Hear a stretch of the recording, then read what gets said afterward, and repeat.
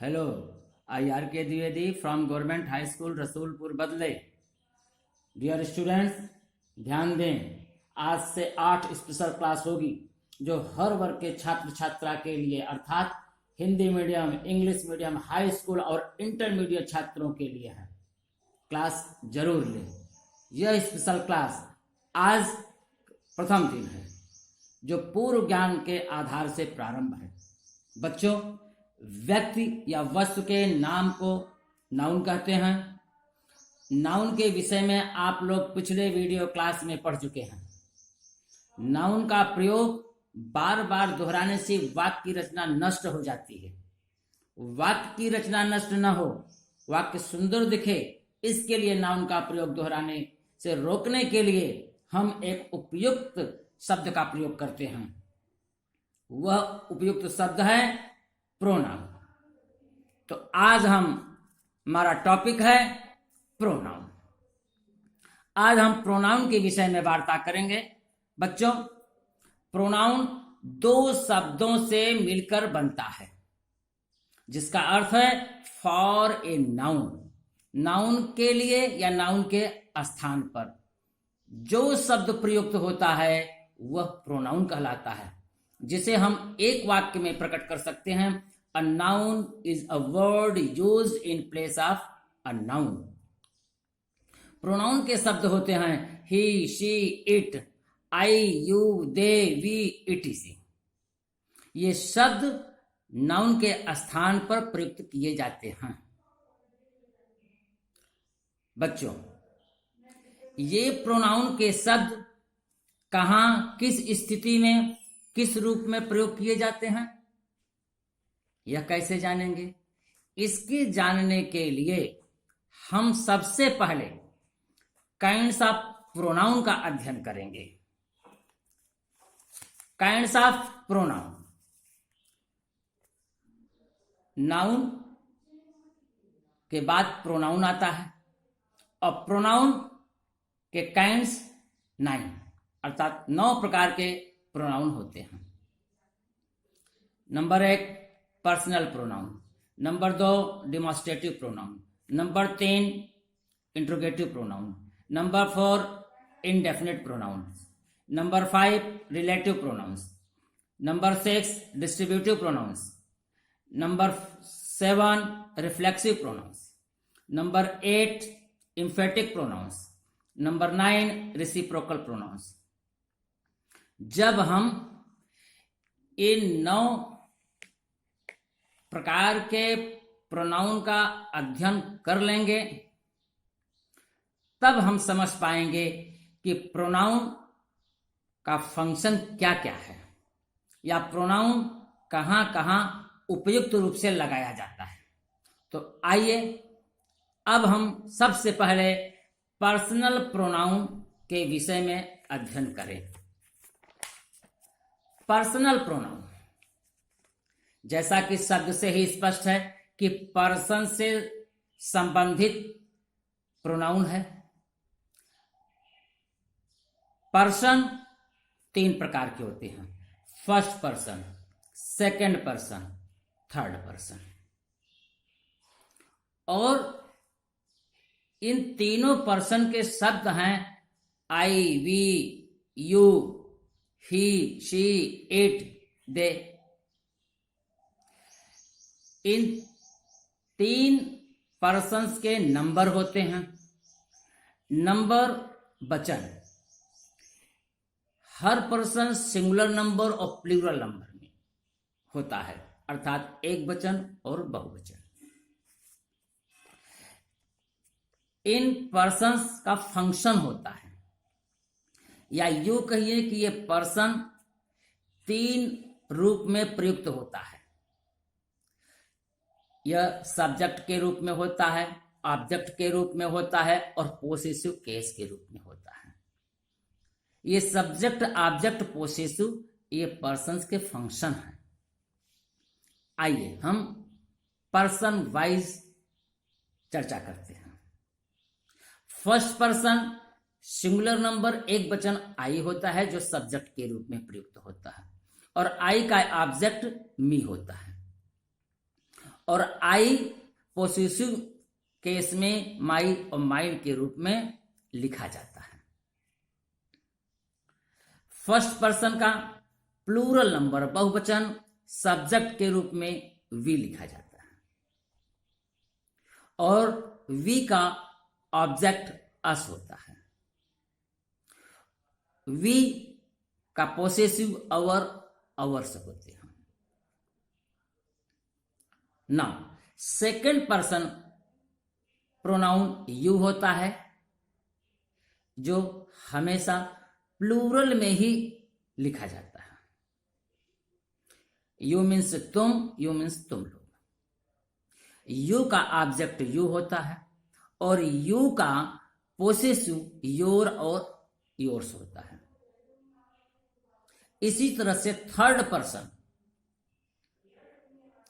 Singular number में subject के रूप में ही लिखा जाता है जिसका ऑब्जेक्ट हिम होता है और पोसेसिव हिज होता है।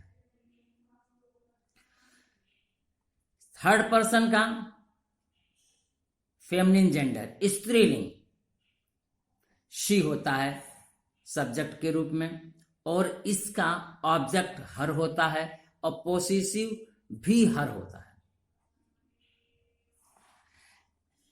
Third person singular number it subject के रूप में लिखा जाता है और ऑब्जेक्ट में इट और पोसेसिव में इट्स होता है। थर्ड पर्सन का प्लूरल नंबर सब्जेक्ट के रूप में दे लिखा जाता है और इसका ऑब्जेक्ट देम होता है और पोसेसिव दियर या दियर्स होते हैं। बच्चों, एक बात ध्यान दीजिए कि फर्स्ट पर्सन वह होता है जो बात कहता है या जो बात करता है। फर्स्ट पर्सन की बात जो सुनता है और फर्स्ट पर्सन के सामने रहता है वह सेकंड पर्सन होता है। जैसे तुम, मैं बोल रहा हूं, मैं आई फर्स्ट पर्सन हुआ और तुम लोग या तुम मेरी बात सुन रहे हो, मेरे सामने हो, तो तुम लोग सेकंड पर्सन हुए।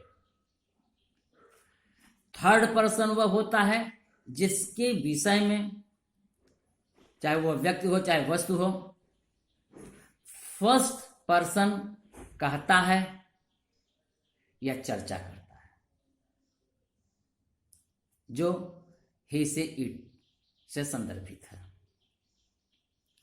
आइए अब इन पर्सन्स के फंक्शन को हम उदाहरण से, एग्जाम्पल से समझते हैं। बच्चों, example number 1, he says to me. इस एग्जाम्पल में ही थर्ड पर्सन का सब्जेक्ट ही है। मी ये फर्स्ट पर्सन का ऑब्जेक्ट है और मी का सब्जेक्ट आई होता है। Second example, she gave me her book. She third person feminine gender स्त्रीलिंग का सब्जेक्ट शी है और मी फर्स्ट पर्सन आई का ऑब्जेक्ट है।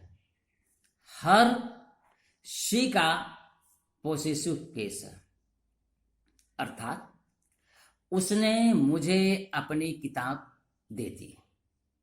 अपनी किताब, पोसेसिव का अर्थ अपना, अपनी, अपने से होता है। जब हिंदी में अपना, अपनी, अपने शब्द प्रयुक्त हो तो अंग्रेजी में पोसेसिव केस में वह लिखा जाता है। Now third example, I gave him my book. I first person subject के रूप में है। हिम थर्ड पर्सन ही का ऑब्जेक्ट है और माई आई का ही पोसेसिव है। I gave him my book, मैंने उसे अपनी किताब दे दी। मैंने अपनी किताब, तो आई के साथ पोसेसिव माई, जैसा कि हम अभी आपको बता चुकी हूं। Example number 4, you gave her your book. You second person का सब्जेक्ट है, हर शी का ऑब्जेक्ट है, और योर बुक योर यू का पोसेसिव है। तुमने उसे अपनी किताब दे दी। यहां पर यू के साथ योर पोसेसिव लगा है, आई के साथ माई लगा है, और शी के साथ हर लगा है। इसी तरह से नेक्स्ट एग्जांपल देखिए, we like you. We first person plural number बहुवचन का सब्जेक्ट है, और यू ऑब्जेक्ट है सेकंड पर्सन का। प्यारे बच्चों, यू सेकंड पर्सन में सब्जेक्ट भी होता है और ऑब्जेक्ट भी होता है। इसी तरह से नेक्स्ट एग्जांपल देखिए, they like us. They third person का प्लूरल नंबर ये सब्जेक्ट है, और us first person plural number का ऑब्जेक्ट है। इस तरह से यह सब्जेक्ट, ऑब्जेक्ट और पोसेसिव का फंक्शन के रूप में उदाहरण प्रस्तुत रहा। Now let us come second type of pronoun, demonstrative pronoun, जिसे हिंदी में संकेतवाचक सर्वनाम कहते हैं। इसके वर्ड्स हैं दिस, दैट, दीज, दोज। जब हम संकेत करते हैं, इशारा करते हैं, तब वो डिमॉन्स्ट्रेटिव प्रोनाउन होते हैं। आइए एग्जांपल से समझते हैं। This is my book. This संकेत किया जा रहा है कि यह मेरा घर है। दूसरा example, these are your books. ये तुम्हारी किताबें हैं। तो ये शब्द जो है बहुवचन का है और संकेत किया जा रहा है, इसलिए यह डिमॉन्स्ट्रेटिव प्रोनाउन है। Now third pronoun interrogative pronoun होता है, जिसे हम प्रश्नवाचक सर्वनाम कहते हैं। और प्रश्नवाचक सर्वनाम क्वेश्चन वर्ड से बनते हैं। हु, हुम, हुज, व्हिच, व्हाट इत्यादि होते हैं। जो क्वेश्चन वर्ड होते हैं वही इंट्रोगेटिव प्रोनाउन होते हैं, और क्वेश्चन वर्ड से हम क्वेश्चन बनाते हैं। For example, what are you reading. इस वाक्य में व्हाट शब्द इंट्रोगेटिव प्रोनाउन है। Second example, who is there. इस वाक्य में हु शब्द इंट्रोगेटिव वर्ड है जो इंट्रोगेटिव प्रोनाउन के रूप में है। whom do you love. तुम किसे प्यार करते हो। किसे, whom माने किसे, यह इंट्रोगेटिव प्रोनाउन है। which of these pens do you like। which यहां पर इंट्रोगेटिव प्रोनाउन है। जो क्वेश्चन वर्ड है वही इंट्रोगेटिव प्रोनाउन होता है। नाउ फोर्थ, इंडेफिनिट प्रोनाउन होता है। इंडेफिनिट प्रोनाउन को अनिश्चय वाचक सर्वनाम कहते हैं। जैसा कि नाम से ही स्पष्ट है कि निश्चित नहीं है, और जब निश्चित नहीं है तो इसका मतलब है कि वह अनिश्चित है। वह इंडेफिनिट या अनिश्चय वाचक सर्वनाम है। इसके वर्ड्स होते हैं वन, नॉन, ऑल, सम, मैनी इत्यादि कई वर्ड्स हैं। आइए एग्जाम्पल से समझते हैं। One should do once duty. One, यह निश्चित नहीं है कि कौन है। एक को या किसी को अर्थात सब को अपने कर्तव्य का पालन करना चाहिए। यहां वन के साथ पोसेसिव वन से लिखा है। इसी तरह से next example, all is one. All माने सब, जिसमें boy, girl, man, women, people, animal सब लोग मिले हुए हैं। तो ऑल इज वन, सब एक है।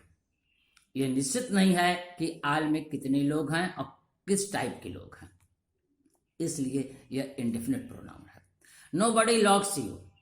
इसी तरह से नोबडी अनिश्चित है, इसलिए इंडेफिनिट प्रोनाउन है। नेक्स्ट एग्जांपल में, यू से समथिंग।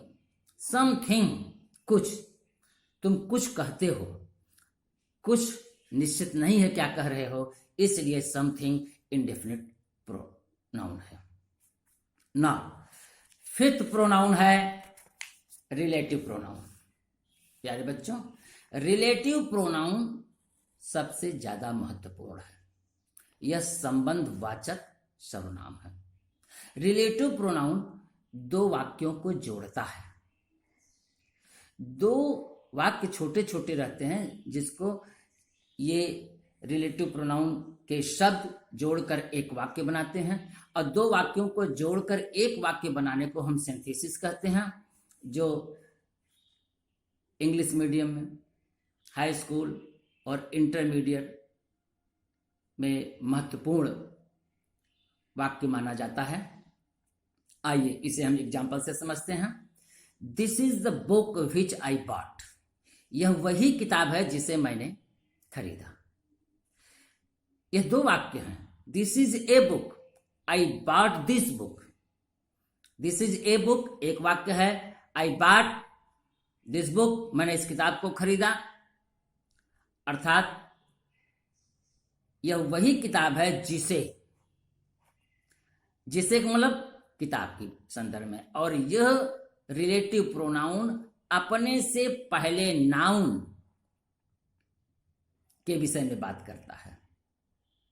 तो विच जो है अपने से पहले द बुक के लिए है। Now second example, happy is the man that speaks the truth. यहां पर रिलेटिव प्रोनाउन है दैट और अपने से पहले नाउन है मैन। तो मैन के विषय में बात करता है कि प्रसन्न वह व्यक्ति है जो सच बोलता है। Now third example, this is the boy who abused you. यहां पर हु शब्द जो है रिलेटिव प्रोनाउन है और अपने से पहले द नाउन जो है इसी के विषय में बात करता है। तो इस प्रकार दो वाक्यों को जोड़ने वाला जो शब्द है वह रिलेटिव प्रोनाउन है, जो अति महत्वपूर्ण है।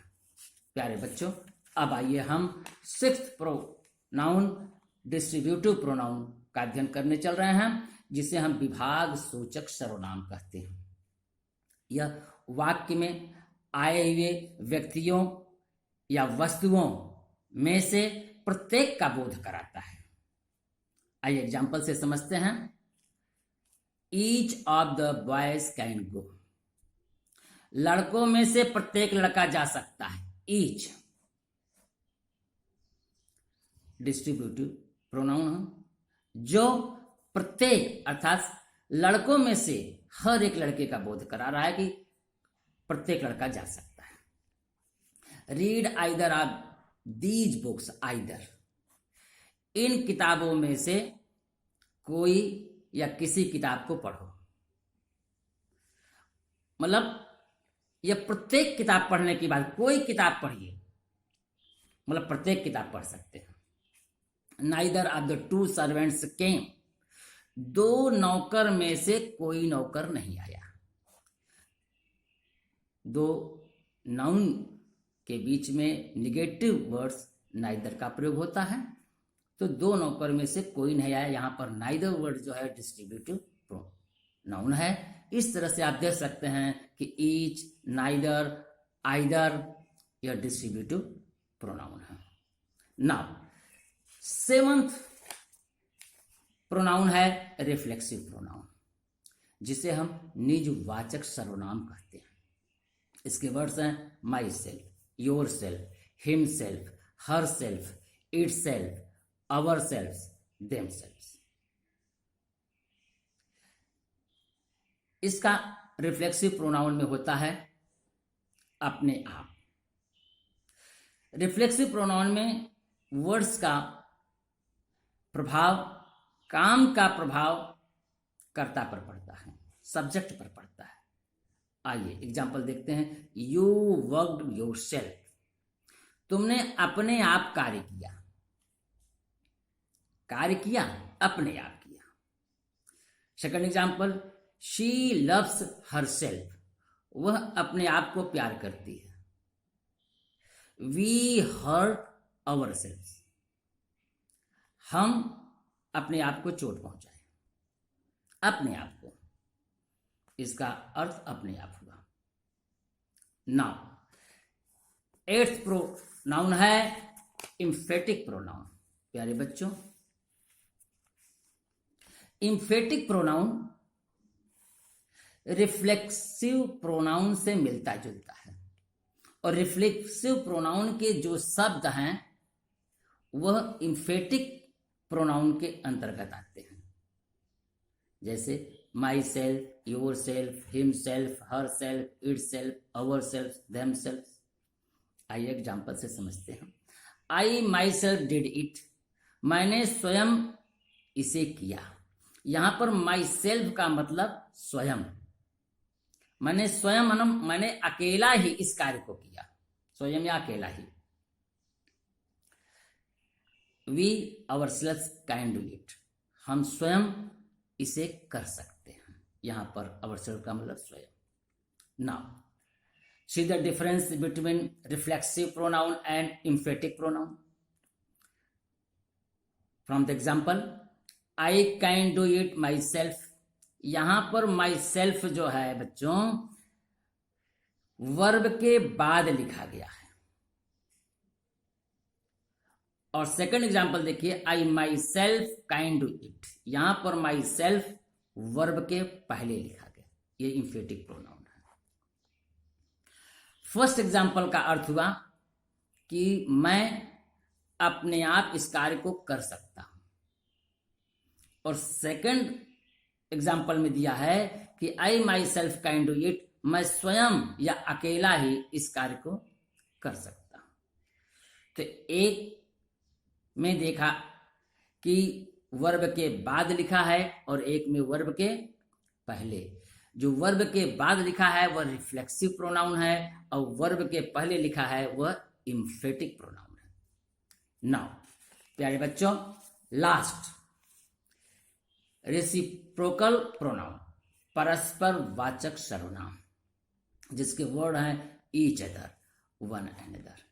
ईच अदर का प्रयोग दो व्यक्ति, दो वस्तुओं के लिए होता है। वन एंड अदर का प्रयोग दो से अधिक व्यक्तियों के लिए होता है। For example Mohan and Sohan loved each other, Mohan और सोहन एक दूसरे से प्यार करते थे।